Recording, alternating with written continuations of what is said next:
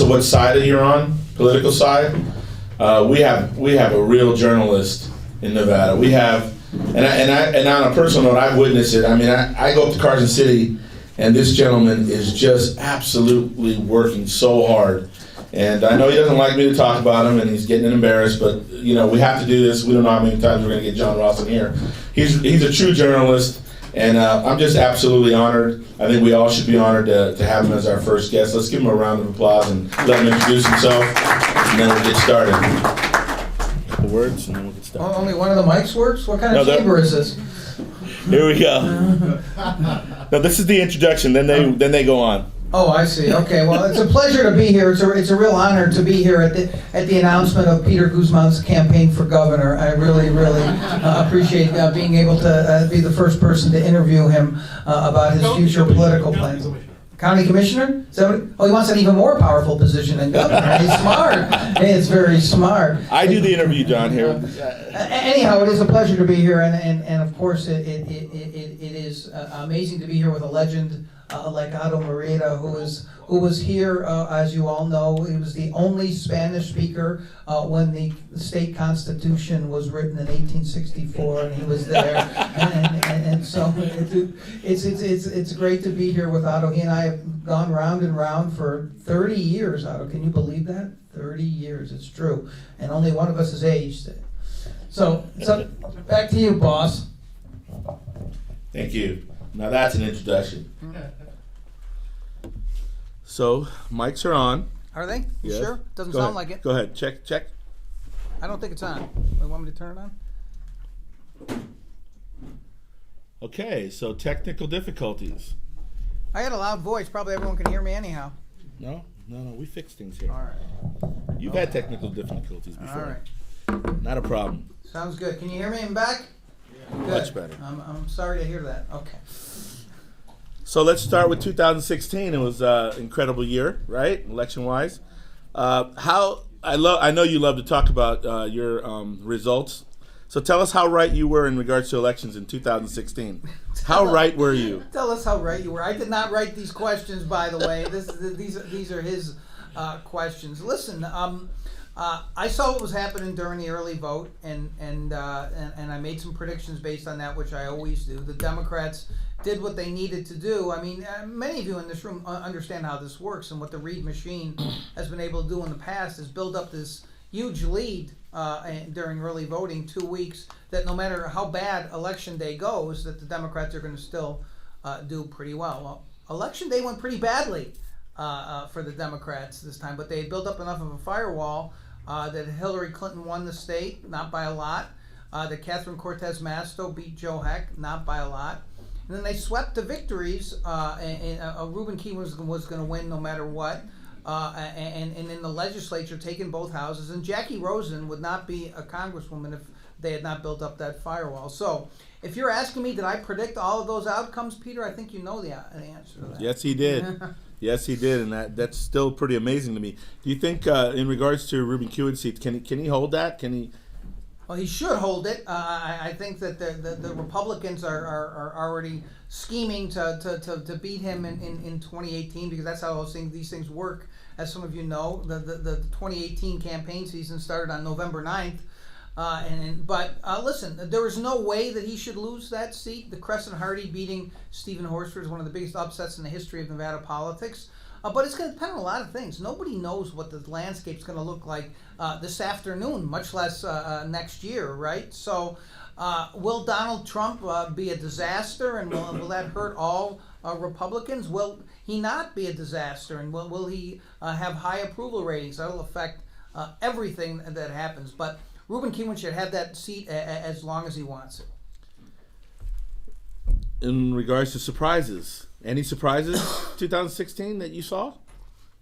Besides, obviously the obvious Trump, but locally. Yeah, I mean, I guess I can't say there were a lot of surprises. I mean, a couple of those state Senate races were very, very close. And again, if the Democrats hadn't banked those votes, the state Senate would still be Republican. And so I'm not saying I was surprised that they were that close, but I guess I was surprised how badly the Democrats did on Election Day.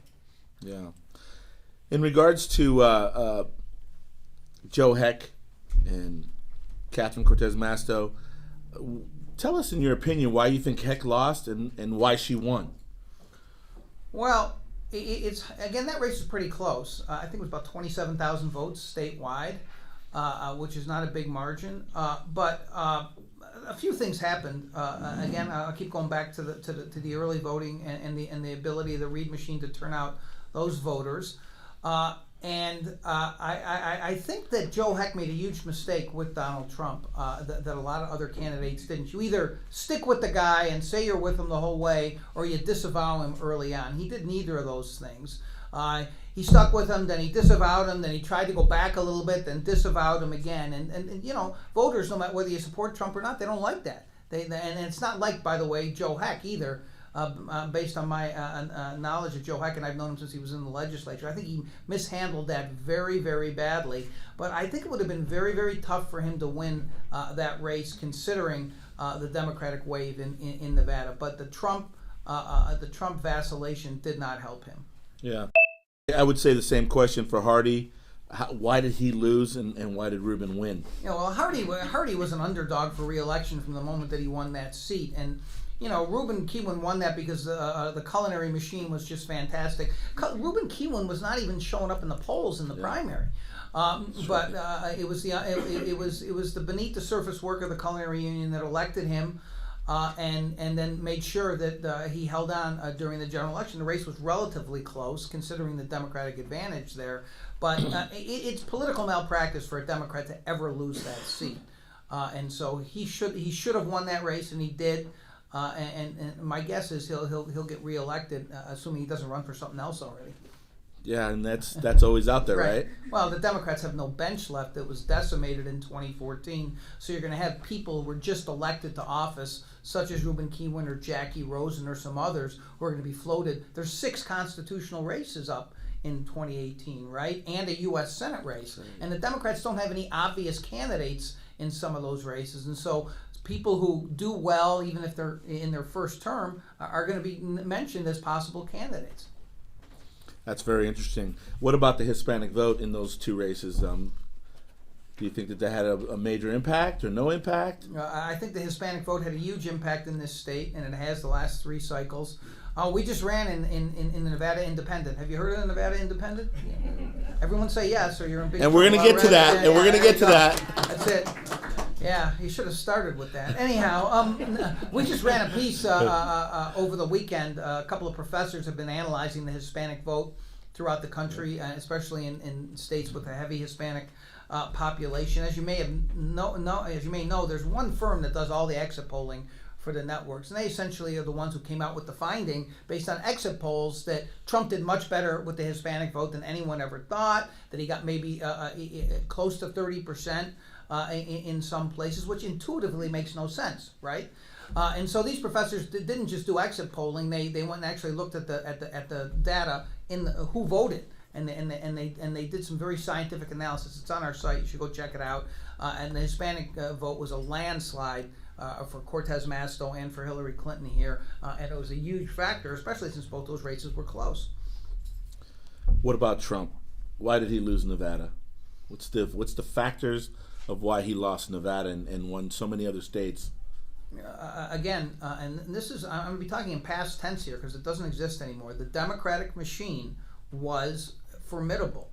Hillary Clinton had a good organization here, but without the Reed machine, without the organization, without the huge lead they were able to build up, especially in Clark County during the early voting, Hillary Clinton would have lost the state.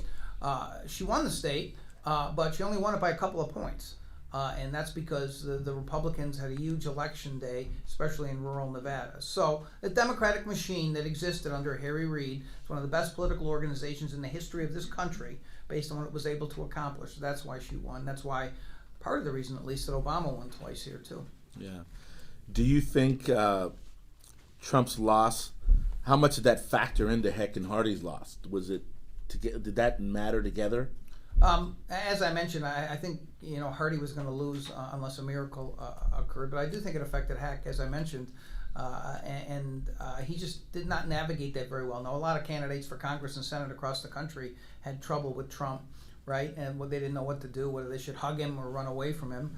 And so Heck couldn't decide which was which. And so I do think that Trump hurt Heck. I really do. In fact, I know that Danny Tarkanian, who ended up losing by just a few thousand votes to Jackie Rosen, and who did embrace Trump and never stepped away from him, he actually believes, since that district used to be Heck's, I think he believes that Heck cost him the race.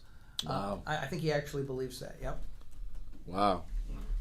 Where do you think Heck goes from here?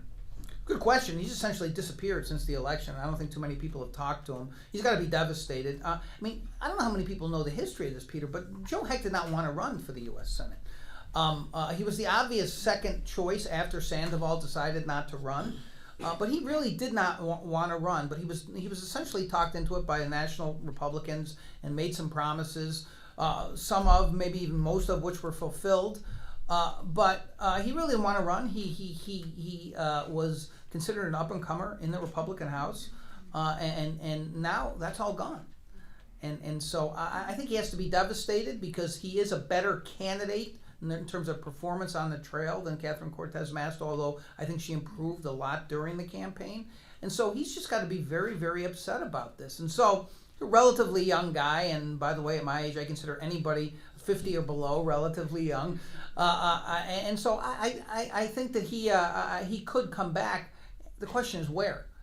Could he run for his old seat again? He'd have a good chance of winning that, I think, in 2018 if he decided to do that. Could he run for something else? Yeah, but I just don't think anybody knows.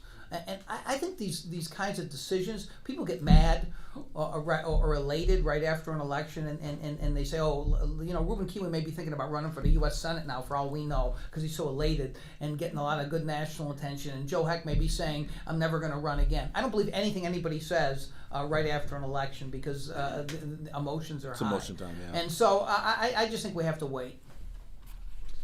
You've brought up a few times already the Harry Reid machine, Harry Reid. Let's spend a few minutes talking about where you think Harry Reid goes from here. Who takes over that machine as he if he drifts out? What's going to happen? Because you're right, we all know, especially here at the chamber, how powerful that machine has been, but can it continue to be? Well, so where does he go? It'll never be the same. Well, let's talk about Harry Reid first. What is Harry Reid going to do? I don't see him, as I've said many times, sitting in his house with his feet up in the ottoman watching ESPN. He's not going to be a lobbyist. He said he'd rather be caned in Singapore, as only Harry Reid can say it, than be a lobbyist. But I think he's going to go and work, maybe hang out his own shingle and do some work for some major casino company that. Maybe you can guess which one that he's helped in the past. I think that's probably good speculation, and I think he'll continue to meddle, because if nobody meddles better than Harry Reid, or worse than Harry Reid, depending on your perspective, he will continue to meddle. So he's not running for governor. I don't think he's running for governor, no, or against Heller for Senate, which is my dream. That would be awesome. How much fun would that be? Anyhow. And so what happens to the machine? I think it's a huge question, Peter. First of all the key staffers have now left the party, who were there, who were essentially the Harry Reid on the ground field operatives. Rebecca Lamb, who essentially was Reid's hand in the state, is going to do other things. She's not going to be as involved as she was. That's going to be a big loss, because Rebecca Lamb's one of the most skillful political operatives in the country. Roberta Lang, who has been the chairman of the party and essentially was tied into that machine, is leaving. There's an election for chairman on March 4th. The so-called establishment has no candidate at all. They need somebody who can help raise money. That's what Harry Reid did. He raised the money for that machine, which fueled it, and then was able to bring in these tremendous talents to help operate it. Now there's no one to raise money. And I used to call it, and I'm sure he loved this, he turned the Democratic Party into a legalized money laundering operation. Did you guys hear that quote? Yeah.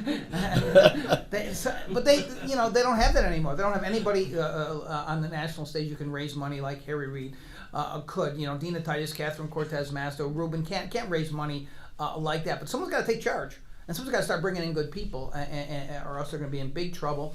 And if the Sanders-Clinton rift that's inside the state Democratic Party results in some anti-establishment type person out on the fringe being elected chairman, and believe me, any of you who participated in central committees in either party knows that kind of thing can happen, that's a huge problem for the Democrats here. In an off-year election when they should do well in one sense, but won't do well if the party doesn't get some semblance of that machine back. Interesting. So let's go into 2017.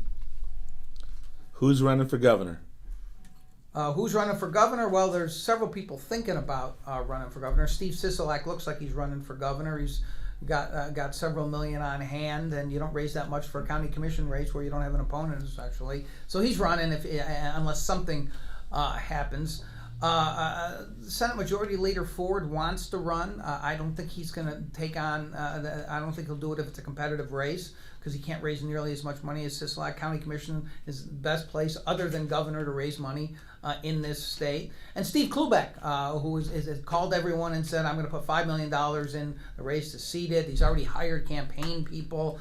He, flew up to the state with an entourage up there, and so he's talking about running. And the natural candidate on the Republican side is Adam Laxalt, who has, for a guy who's not even close to 40 yet, has cleared Dean Heller and Mark Hutchison out of the governor's race.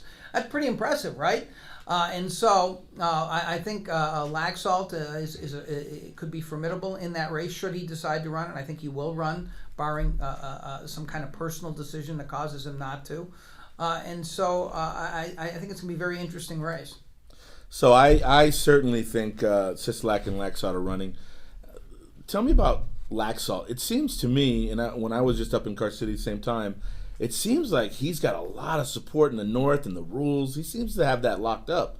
Can Sisolak impact that? And what can Laxalt do down here? Well, Adam Laxalt is one of the few candidates in the history of Nevada to have won a statewide office while losing both Clark County and Washoe County. It's almost impossible to do. He did it because of the turnout in rural Nevada. And so Adam Laxalt's going to come in with a pretty formidable rural base, not so much in the North. I mean, he hasn't lived in Nevada that long, despite his name. But the name did something for him with the Republican fundraising base, and he's got a national base now. He's well thought of in conservative circles, and so he's got that going for him. Steve Sisolak, while he's a relentless guy and a relentless fundraiser, has a problem. And I'll tell you a story that I've told before that'll illustrate the problem. A few years ago, Rory Reed went to his dad and said, Dad, I'm going to run for the county commission. And his father said to him, no, you're not. And he said, what do you mean, no, I'm not? And Harry said to Rory, the county commission is a political boneyard. Every meeting that you hold there, that you have there, you piss off half of the audience, right? They don't like some zoning decision you made. They don't like some. It's a terrible place to launch a statewide bid. Don't do it. Well, you can see Rory listened to Dad, and so it's difficult. Try anybody in this room. Try to name the last county commissioner who became governor. Very difficult for even a county commissioner to win a statewide office. It's happened. Lorraine Hunt ran for lieutenant governor. There's some issues there that happened. She was running against another county commissioner who had some problems. So very difficult for a county commissioner to win statewide office. Could Sisolak do it? Of course he could, and it'll again depend on some of these national and statewide atmospherics that we've alluded to, but difficult for a county commissioner to win governor. Very difficult. Wow. So you brought up Stephen Klubeck. Does everybody? I mean, he's made a ton of money in timeshares, and he's a businessman. He doesn't like to say timeshares. I know he doesn't. He doesn't. You're right, because I spoke to him up in Carson City. But obviously he's got the money. Does that make him formidable? Well, if he's really willing to put in the kind of money that he says he is, yes, of course. If he's going to seed his campaign with $5 million right away, and that's seeding it. He's saying he's going to put $5 million in to start. That's more than all the rest of them have combined almost. So, yeah, of course he's formidable. We don't know what kind of candidate he will be. We have no clue. I often find that when rich guys say they're going to do stuff like this, that they don't write nearly as big a check as they say they will, even though theoretically a billionaire now after selling that company? Maybe he is, maybe he isn't. I don't know. Donald Trump says he's a billionaire too. Anyhow, I guess what I'd say is that if he's really has the money that he claims to have and he's willing to put it into the race, he's instantly a viable candidate. Yeah. Do you think? So let's go back to Sisolak. Obviously, very well known out here. You're up in the north a lot.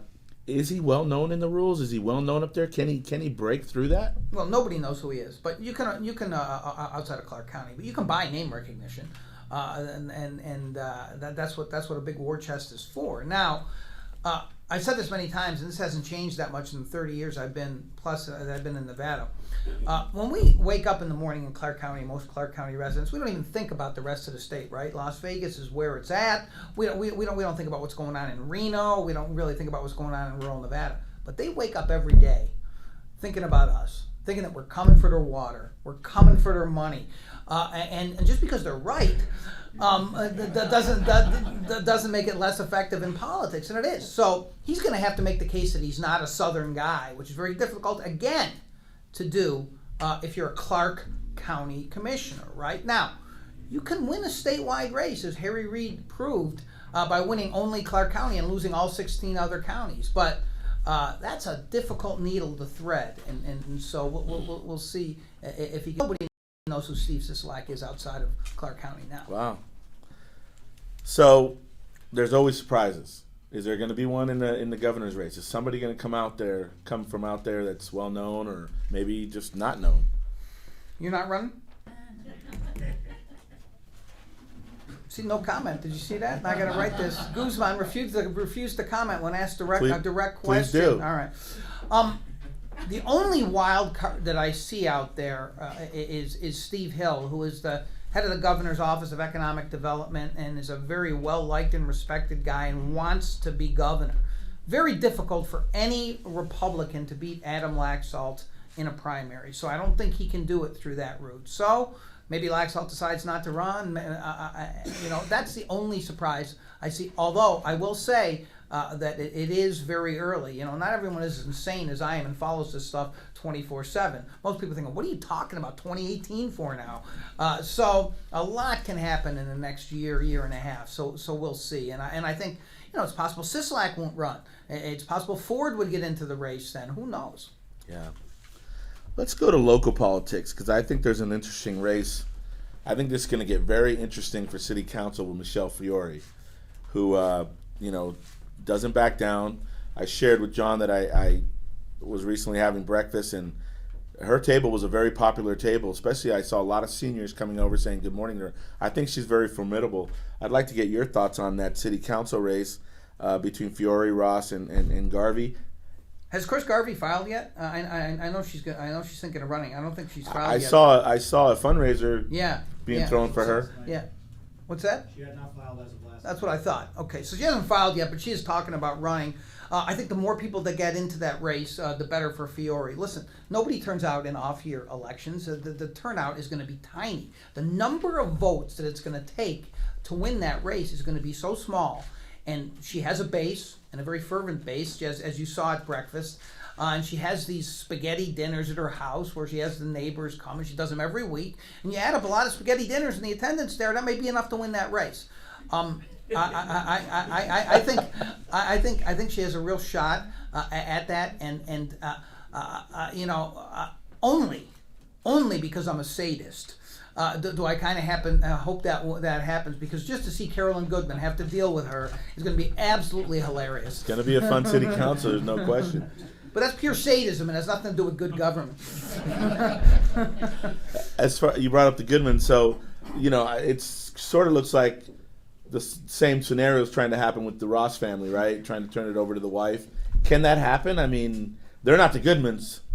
Nobody's the Goodmans. Can it happen? Kelly Ross has run for office before. She's run for the legislature before. She is more than Steve Ross's wife, although obviously there's no coincidence that he's term limited. Suddenly she's running for his seat, and this was decided before the election, by the way. In fact, Kelly Ross actually announced a fundraiser 2 days after the election that she was trying to raise money even before the election. Who does that? Anyhow, you got to have chutzpah to run for office, right? And so she did. And so, so she has a chance to win too. I just think that's going to be very difficult. And Chris Garvey's going to have a ton of money. She'll be seen as the so-called establishment candidate. And my guess is watching that race, there will be a third-party group that is formed whose only purpose will be to completely nuke Michelle Fiore and bring up all the crazy stuff that she's done in the past. And will be mailers and TV and all. That's just my guess, because there will be such fear among people that she's actually going to be on that council doing all the stuff that I just alluded to, and making Carolyn Goodman pull her hair out on a daily basis. That race is going to get fun then. Oh, absolutely. Let's switch over to lieutenant governor, because I'm starting to hear like a lot of people thinking about running for lieutenant governor. Can you explain to us, who do you know that's going to be running for lieutenant governor, and how important is that race? Well, I mean, lieutenant governor isn't not much of a job, and people don't run for lieutenant governor because they want to be lieutenant governor generally. It's because they want to be something else, and they see it as a springboard. First of all, we got to know if Mark Hutchinson's going to run for re-election. I don't think he is. I think he wants to go back and revive his law practice. So let's. If he runs, then I think he's a heavy favorite to win re-election, because I think the guy goes to every meeting in the state. I mean, he's on Facebook more than most of your kids. It's just unbelievable. So, but then once it's opened up, a whole raft of people are going to think about running for it, because they will see it. Number one, it's an open seat, and number two, it's a springboard to run for governor, to run for Congress, to run for U.S. Senate. So it's way too early on that one, Peter. But if Mark Hutchinson doesn't run, there's going to be a ton of people interested in getting into that race. Any names that you want to share with us? No, I don't want to share with you. Not even mine? No, I figured that might be what you're interested in, but I don't think you have much of a shot. I just want to advise you now. Okay. I appreciate you. I appreciate How that. many of you in this room would vote for him? Tell the truth. See? Like one. That's wow. I was expecting a little more out of here. But thank you, Alex. So the story tomorrow that's going to be leading the Nevada Independent, by the way, we have our Spanish language reporter, Luce Gray, here. You should all meet here. I don't know if you know, we have a Spanish language page but our lead story is Guzman only receives one vote in informal poll for lieutenant governor. I can't wait for that story. Get on that, Luce. Staff didn't even raise their hand, so we have an issue. The good news is everybody else was undecided. Yeah. The microphone wasn't working. That's it, yeah. You wanted interaction, you got that. That's what I By the want. way, John's going to take questions, so have them ready. Okay, let's get back to seriousness. Is Dean Heller safe? I think he's the favorite because the Democrats don't have a candidate. I think he's the favorite because he's gonna build up a lot of money. He declared he's running for re-election. He wanted to run for governor, got scared off by Laxalt, so now he's running for re-election. And he's going to be a major target of the Democrats. He's one of the few Republicans who's actually vulnerable in 2018 on the map. So there are going to be a lot of resources directed at him. But you got, the oldest saying in politics: you can't beat something with nothing. And so the Democrats have nothing. Who's going to run for Senate? There's going to be a lot of people who are going to look at that, I think. But right now, I'd say he's a favorite. Safe, no, but a favorite. So you don't want to say any names who you think might be running against him? I think there's a lot of people who will think about doing it. I think people will talk to Jackie Rosen. They'll talk to Rubin. They'll say, you should run for Senate. We need somebody with a political base. I think someone like Kate Marshall will want to come back and do something like that. She wants to run for office again. I think a lot of people will think about it. I think people will try to talk Klubeck into running for the Senate instead of running for governor. He's talked about being a U.S. Senator in the past. So a lot of different things could happen there. But the Democrats have a real problem. They have a very weak bench because of what happened in 2014. What about Congresswoman Dina Titus? Where is she going to end up? She is kind of the leader. Can she take over that machine you've been talking about? Well, I think she should be the most likely person to do it. And she does have a lot of political savvy. She's also made a lot of enemies, which happens if you've been in politics for a while. And Dina probably will not win any miscongeniality contests in politics, and so that's a problem. for her, but in terms of her political skills and ruthlessness, she's the closest one out there to Harry Reid, although nobody will come close to Harry Reid. She's run for governor before. Some of you may remember that, and lost. I think she will think about running for either Senate or governor, but on the other hand, she's in a seat for life too, and it's tough to give up that unless she's just decided, I've had a long career, I've been in politics for a while, this is an up or out move, and so I'll do it. And so I think if she's smart, and she is, she'll wait until a lot of things shake out. Let's see what happens during the legislative session. Let's see what Trump's numbers are 6 months, 8 months, a year from now, and then she'll make a decision. If Trump is tanking and it looks like a disastrous year for the Republicans, I think she'll consider getting into one of those races. But if not, it's tough. That's tough. Okay, let's get into 2018. We all know you love to make predictions, so let's start making some. No. So who's going to be our next governor? It's way too early to tell. I think right now, if you ask me the question, I think Laxalt's the favorite because he's not going to have a primary, and there probably will be a primary on the Democratic side. He's writing this down, and it's on video. Great. No, I'm just looking important. Yeah. Will Dean Heller still be Senator Heller? If I had to guess today, I'd say yes. The great thing about doing what I do, though, is I can change these predictions at any time. Very true. That's true. Let's switch over to journalism, your passion. How do you feel about the current state of journalism in Nevada? I think it just improved greatly. And I'm sure you're going to tell us why in a minute, right? Only if you ask, Peter. I'm just following your lead here. What about nationally? How do you? There's from a person watching. Seems like a lot of craziness going on, right?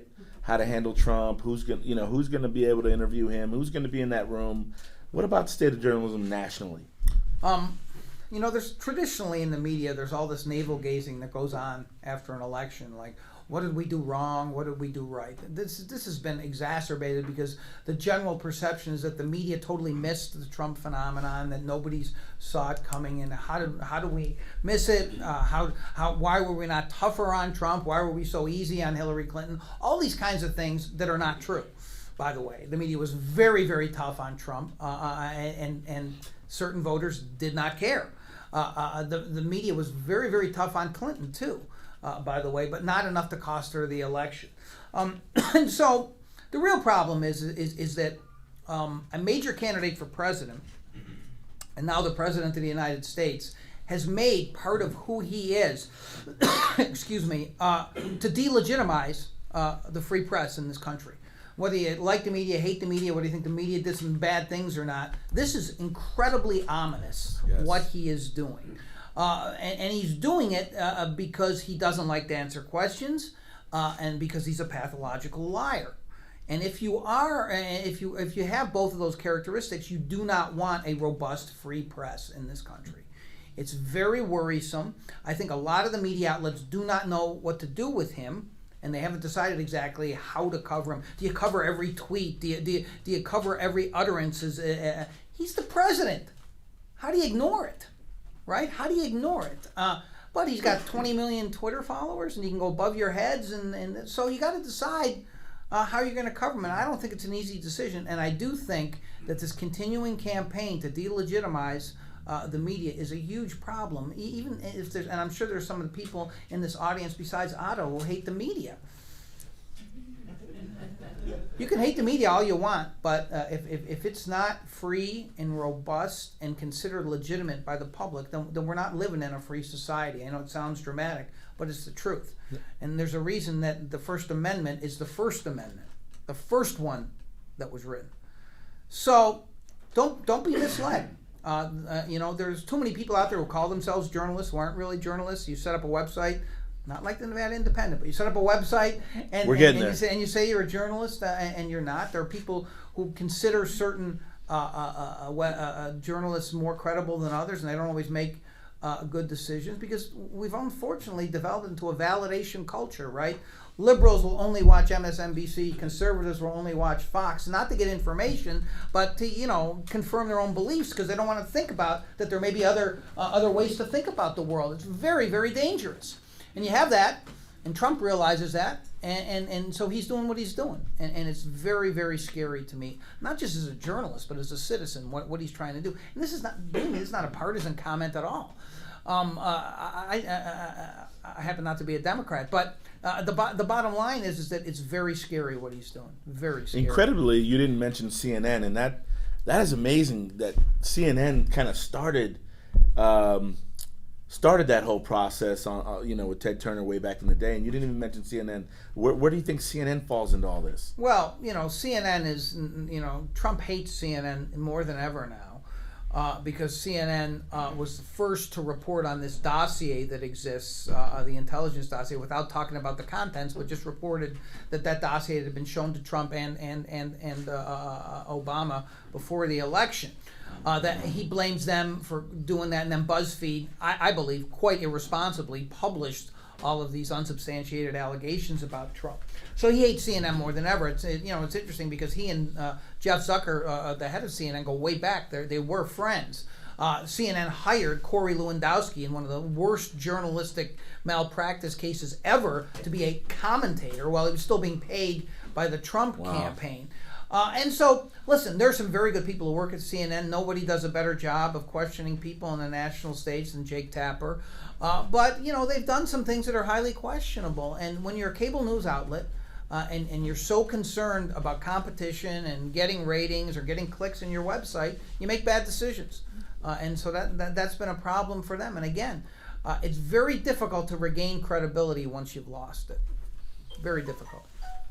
So let's talk about this newest venture of yours. This is your moment. Tell everybody about your newest venture, which I have been reading it religiously. Thank you. I think it's incredible. Thank you. I think it's the most honest journalism going on out there, and even if I don't agree with everything you say, which is very rare, Smart. I think it is an amazing. It's amazing work. So please tell. Thank you. Tell everybody We've only about been in existence for a week, but I couldn't be happier with the staff that we put together. Luce and the other reporters are doing phenomenal work, and this is, this is really, pivoting off of what we just talked about. This is an attempt to say to people, we are going to be transparent, we're going to be truthful, we're going to do in-depth stuff, we're going to do breaking news, we're going to present the news in a different way, certainly than that's been presented in this state, and hopefully become a model nationwide. It's a nonprofit. We operate purely off of donors, and every donor, whether you give $5 or $250,000, is going to be disclosed on the website. We will get to real time. We're not quite there yet, frankly, because so many donations are coming in online. I couldn't be happier with people given from all over the place. And so, and it's just a team. It's really about the team. These reporters are out there. They're doing great work. I have a great managing editor, Elizabeth Thompson, who some of you may know, who is not only has a great sense of business and efficiency, but she's a phenomenal editor. And we're a great team together, I think. And so, give the name again. It's called the Nevada Independent, and NevadaIndependent.com. We've taken to calling it the Indy as our nickname. But the staff is just phenomenal. They all get along great, and they're just tireless. They haven't gotten much sleep yet. No more. This is more work than anything I've ever done. And it's also more exciting and exhilarating than anything I've ever done. I can't wait for the legislature to start, because I think then they're really going to show what they can do. And as some of you may know, and Luce is the head of this, she's overseeing and reporting on our Spanish language page, which no English language publication in Nevada has ever devoted the kind of resources we are to outreach to the Latino community and to having actual Spanish language content, where she's doing weekly interviews, if you don't know, with the first Latina ever elected to the state senate, Ivana Cancela, who used to be with the Culinary Union. She's doing weekly interviews about her experiences up there, all in Spanish, and we're posting that video almost immediately after Luce does the interviews. And honestly, from a chamber standpoint, we're very proud of you and proud of you doing that. And she's already reached out to me to interview me, so I'm very, very happy about that. Yeah. I think that ask him about his failed run for governor. Lieutenant governor. Lieutenant governor. I'm sorry. That's right. He's starting low. But no. But we are grateful for that. Is this a new type of model though, a nonprofit? Is this a new journalistic type It exists. It exists. The Texas Tribune is the most well known in the country and the most successful by several metrics. In fact, the guy who runs it, Evan Smith, and I were on talking nonprofit journalism with Chuck Todd yesterday on MSNBC. Yep. It was fun. But Evan Smith reached out to me as soon as I announced this, and he has always been very kind to me about my work, and he gave us some really great guidance on how to start. So it exists, but we're going to try to do different things than the Texas Tribune. We're going to try to do a lot of data journalism, a lot of journalism that's illuminated by charts and graphs and presenting information in a way that's more accessible, especially about politics and government, which people naturally find opaque at times. We're going to try to open all that up. But more than anything, we want to be interactive with the readers. We want people to they like and tell us what they don't like, and we're not going to be defensive. One of the big problems with the media is that we sometimes seem to sit up here looking down on everybody and don't tell us how to do our jobs. We have this noble purpose that we're invested with, and so you can't tell us what to do. We're going to be the opposite of that. We want people to tell us what to do. Now, we're not going to always agree, but we want people to feel like we're listening at least. And I think it's a real problem with the media, and it's why there's a real danger for the media across this country is people have stopped listening to the media because they don't think the media listens to them. We're going to listen. What if elected officials make donations? How are you going to treat them? They're going to think in their mind they're going to get better treatment with you, which I think will be a huge mistake. But you tell me. What's the perception of that? How's that going to look? We're going to have to deal with all kinds of perceptions, and I'm just going to answer them. We're going to take money from almost anybody, even you. And so the bottom line is that people. I want people to raise questions. If they see Steve Klubeck gave money, which he did, then you should rightly question whether we can be fair. If you see that MGM is our biggest corporate donor or Switch is our biggest corporate donor, you should rightly question if we can cover them fairly. If the work doesn't stand on its own, then we haven't done our job. But I invite those questions. I've already gotten questions because we've hired, and I shouldn't even say hired, but she's doing everything for free, and she approached me as someone I've known for a long time, Heather Murrin, who happens to be the wife of MGM chairman Jim Murrin, who's our biggest corporate sponsor. Oh, so you contribute $250,000, your wife gets a job. Believe me, she's not taking any pay. That was my next question. She's not taking any pay, and she knows more about certain issues. She's served on two federal commissions. One on the foreclosure crisis and the other on cybersecurity. She's already written one piece, which was absolutely incredible. I hope you'll go and read it if you haven't read it, about cybersecurity, which if you do read it, you'll go lock yourself in your house and not come out. That's how scary it was about what this state is doing and not doing to protect a system. So I could not be more thrilled that she's willing to do it. I told her when we had our first meeting, I've known her for a long time, I said, people are going to come after you because of your husband and your husband donating here. She says, I don't care. And which is and if anybody who knows Heather Murrin, believe me, she doesn't care. And so, listen, people can ask those questions. They're legitimate questions. They should ask them. And we're going to be willing to answer them. But again, if the work doesn't stand on its own, then we shouldn't be doing this anyhow. That's incredible. So I think this is a good time to open it up to folks if they have some questions. This is a good time to do it. How did I know? Alex? I have a question. Yeah. First of all, congratulations on the newspaper. I certainly think you're at the right place at the right time. Thank you. I hope so too. Great job with the name. Thanks.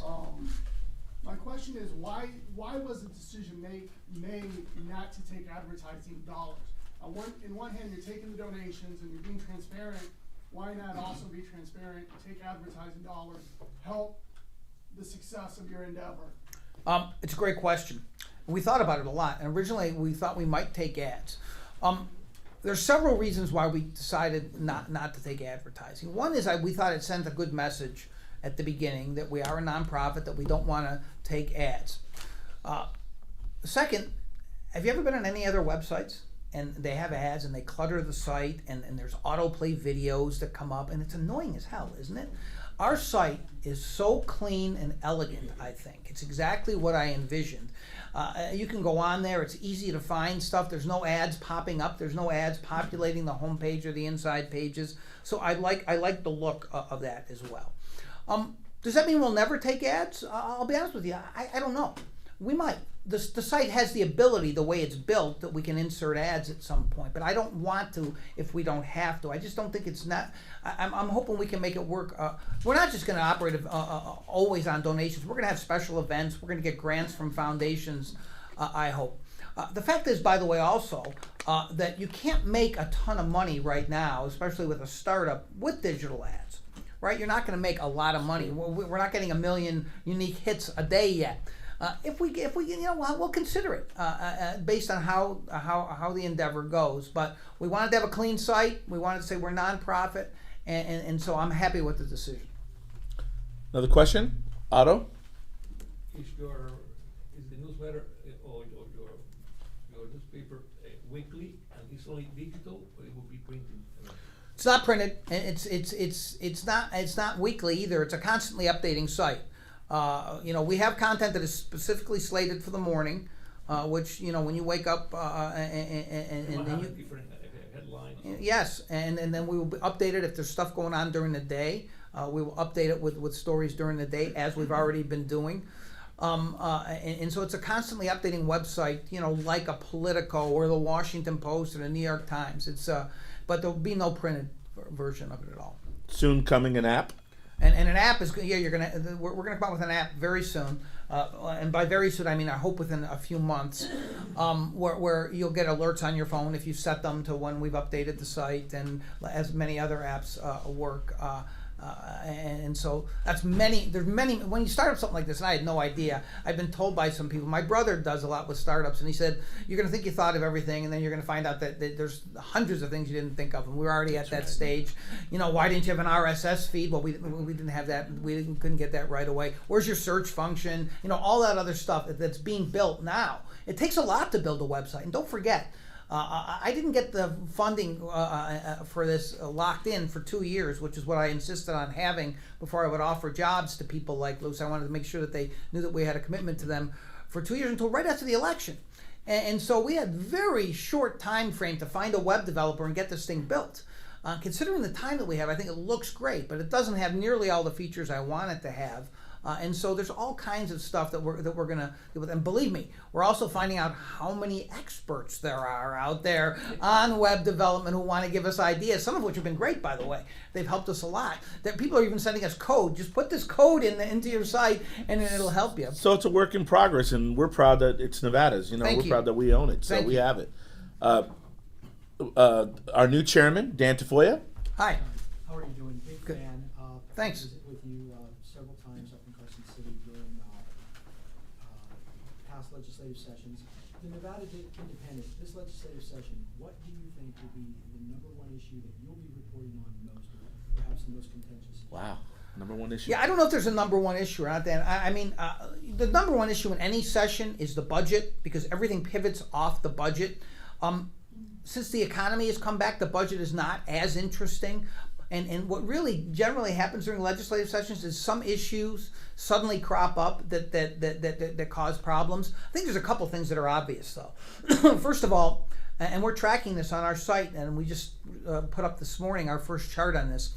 Republicans are trying to lay down markers before the session even starts that they will not vote for the budget unless it has funding for the educational savings accounts, school choice. If the Republicans do not vote for the budget or are going to try to block the budget, that's a huge problem. The Democrats can pass it, but if the governor vetoes it, they're not going to have enough votes to override. So they're saying right away, you fund ESAs or the session is over. So obviously we're going to follow that very, very closely. There's only one really significant tax increase in the budget, and I think it'll end up being controversial, which is this 10% excise tax on marijuana, which you add into all the other taxes is the marijuana lobby is going to be very, very active. People who've made a lot of money in medical marijuana who want to go in to the recreational marijuana business are going to be up there lobbying in force. And so that'll be a huge issue as well. And then the other issue that I think is kind of percolating and hasn't really developed yet is just the whole issue of energy, which is incredibly complex, and we're going to hope to make more accessible to people in terms of whether there's going to be energy choice, that initiative that has passed twice, passed once about NV Energy not having its monopoly anymore. What's the impact of that? Will the legislature try to head off the second vote on that by making some decisions to open up the market? What are the consequences of opening up the market. You've had disasters in the past in opening up markets in other states, and you've had some places where it's worked. And so you're going to have a lot of lobbying going on that, not just by the monopoly utility, but by people who want to get into the market, right? And want choice in the law already. They don't want to wait until 2018 for it to pass. Again, I think that issue is going to be fascinating to watch. You've also got the fact that all these major companies are trying to exit, right? Which is a huge problem for NV Energy and a huge opportunity for others, right? And so that's going to be a great issue to watch as well. But there's going to be stuff that comes up that is going to be that we don't even know about now. But the overall dynamic of the Democrats having majorities in both houses now, and a Republican governor in his last session who is not a super conservative governor and who has just an absolutely miraculous ability to work across the aisle and to work with other people, is going to be really interesting to watch. What does he really want? What are the Democrats willing to give up to give him what he wants, and what do they really want that Sandoval might be willing to compromise on?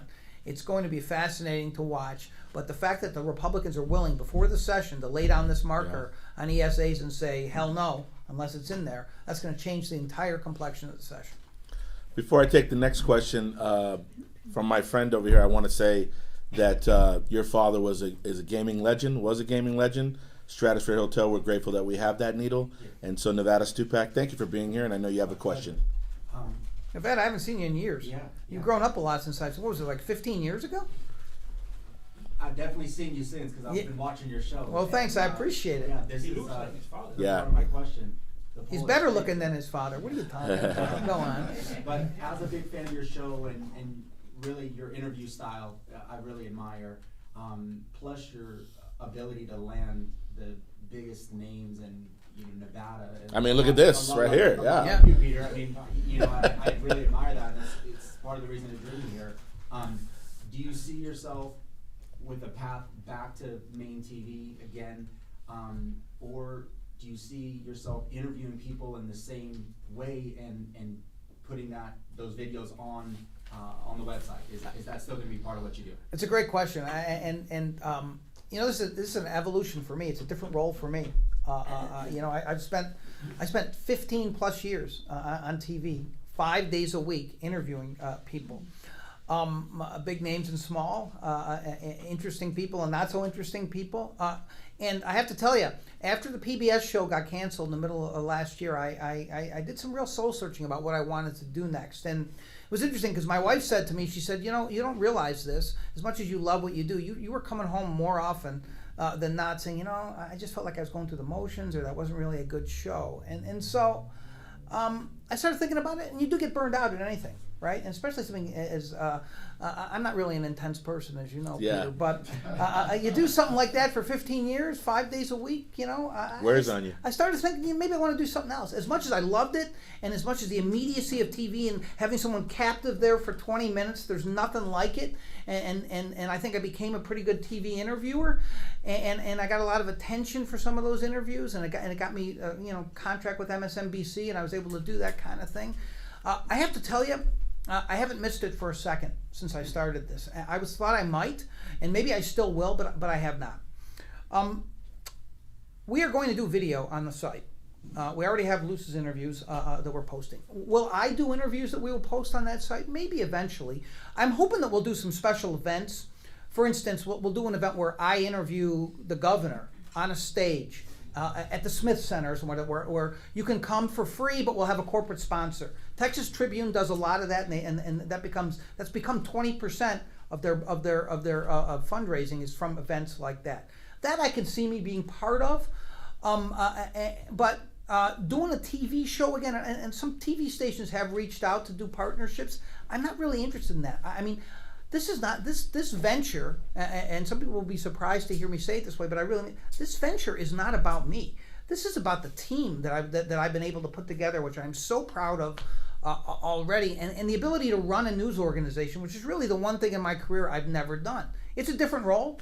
I'm not going to be out there every day giving politicians a hard time, and that's my reporter's job now. and we will do that. And maybe my personality will seep into the pages a little bit, and I'll still write a column once a week and do some blogging. But the days of doing a daily TV show, I doubt I'll do that again. I mean, as old as I am, I still feel pretty young, and I think I could do it. It's not what I want to do now in my career. It's nice because I've even had someone write as soon as I walked in, "Oh, I really miss you on TV," and I get that a lot, and that makes me start thinking again. Oh, maybe then. But I haven't missed it yet, and I hope I don't, because I'm so excited about this project, and I really do. Again, without being melodramatic, really do believe it's really, really important what we're doing, and I'm really excited about the young reporters that I've hired. I don't know if you guys caught it, but he got emotional. Jon got emotional. That's a first right here on this show. Yeah, I do get emotional about it. I believe in it. I'm very passionate about it. And that comes through. We're seeing that. We're feeling it. So in respect to time, we got 2 more questions. We're going to take yours, and then Edgar, you're going to be last. Thank you. Since we both come from the same background, journalism, you just went to a better university than myself, Cornell. I was taught that there's who, what, where, when, how, and why. I wonder if you ever watch interviews or reports on radio, TV, and you see all the editorialization done by the reporter that shouldn't be in the story. Do you ever cringe and go, wow, that reporter is out of line, he should be saying that? Or even video. You and I both know that you can do video and change the story a little bit. Do you ever kind of critique what you see on TV and kind of feel, ooh, that person is really out of line? Because I do.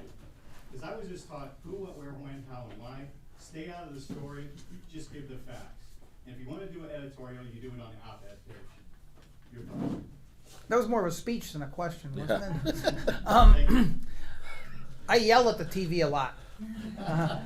TV interviews frustrate me a lot. Not so much for the reason you're suggesting. I think most reporters are objective. Language matters, and I think that sometimes, that someone should say something about the certain language, the way you frame questions, the way you frame your stand-up that you're giving to the audience can even subconsciously taint the story. My biggest problem with TV interviews, when they're done on major shows or during some cable segments, is that too many people doing the interviews don't listen. So they have their questions in front of them, and they ask the first question, and they get an answer, and they go on to the second question without realizing that there's not even been close to an answer to the first question. And so that's what, out of interest of time, laziness, incompetence, whatever the answer is, that's so frustrating. Because as I know, from doing it for 15 years, you have to do 2 things to make an interview good. You have to do preparation and be as well prepared as, if you can, as the guest you're interviewing. And number 2, you have to listen and be quick on your feet. Because, especially if you're interviewing a politician, they're going to try to give you their talking points as long as you'll let them. They're going to try to evade giving direct answers to difficult questions if they can. And you're letting them off the hook if you're not listening to what they're saying and responding. And so anyone who's seen me do these kinds of interviews, I will let a politician give their talking points once. And I say it generally on the show. You've gotten out your talking points, now let's go beyond that. And so that's what makes an interview fun. That's what makes it informative, illuminating, sometimes entertaining. There's all kinds of different ways to do it, right? You can do it with humor. You can do it by being a jerk, both of which I'm pretty good at. So I enjoyed it. Edgar, please give us our last question. So it's early and it may be hard to predict, but can you help localize the impact of the Trump administration on Nevada? What kind of things might we see in the future as a result of his policies and things that we've heard so far anyway? Any of you see the ABC interview last night that Trump did? If you haven't seen it, just go online and either watch it or read the transcript. If you didn't know that it was the President of the United States speaking, you would say, oh, someone went into an insane asylum and interviewed a patient who can't string together coherent sentences. Tell us how you really feel, Jon. It is the most incoherent, unhinged thing you'll ever read. I'm not kidding you. Go online, read the transcript, and then email me if you think I was wrong. The point is, you don't know what this guy's going to do, right? You just don't know. You sign some executive orders, some of which may get overturned. because of the way that they're constructed. He said he's going to do certain things. Who knows? He's going to build a wall. Oh, really? He has no idea what the real cost of it is or how to get it done. He certainly has no mechanism for Mexico to pay for it, as he promised during the campaign. So how does he directly affect Nevada? He's a vengeful person. Nevada did not go for him. Our governor has been a critic of his. Yucca Mountain, despite the fact that Harry Reid declared it dead more times than someone was declared dead, Freddy Krueger was declared dead in A Nightmare on Elm Street, it's going to come back, I think. I think it's going to come back because there's going to be Congress for it, because it's always been a not in my backyard issue, and why would Donald Trump stop it? And so that's the kind of thing that could affect us, right, if that happens. But there's all kinds of other ways. If he is indeed the thin-skinned, vengeful person he seems to be, he doesn't like us. And so that's bad. Now, as an organization as the Chamber of Commerce, should you be worried about what a Trump administration is going to do? You'd be crazy if you weren't. Because this is a guy who says that 3 to 5 million undocumented immigrants voted. And he's going to do a major investigation of voter fraud that does not exist. And Paul Ryan, when asked about it last night, said, yeah, that's fine. Think about that. Think about the prejudice that reinforces in too much of his base. Think about the racism that's always percolated in this country that brings to the fore. Certainly doesn't unite us. Think about that.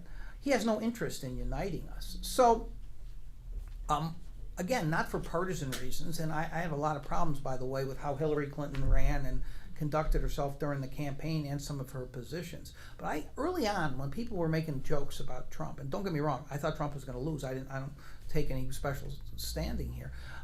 I said, you shouldn't be joking about this guy. This guy's dangerous. People can, and the fact is that the only thing that he's really good at is he is a master marketer of himself and a salesman. And so that should frighten everybody, because he doesn't care. He doesn't care if he inflames racism or misogyny or all the rest of it. That's his brand. No.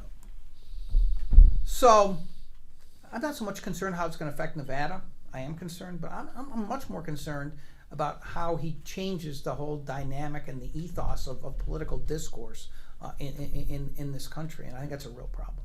In respecting everybody's time, including John, because he has to go, I want to just say this, and I mean this, I'm not trying to be melodramatic. This, for me, is a extreme high point as president of the Latin Chamber of Commerce, being able to interview what I consider the greatest journalist, certainly in Nevada, bar none. This is a high point for me, so and I know you don't do this often, but I appreciate you did it for us.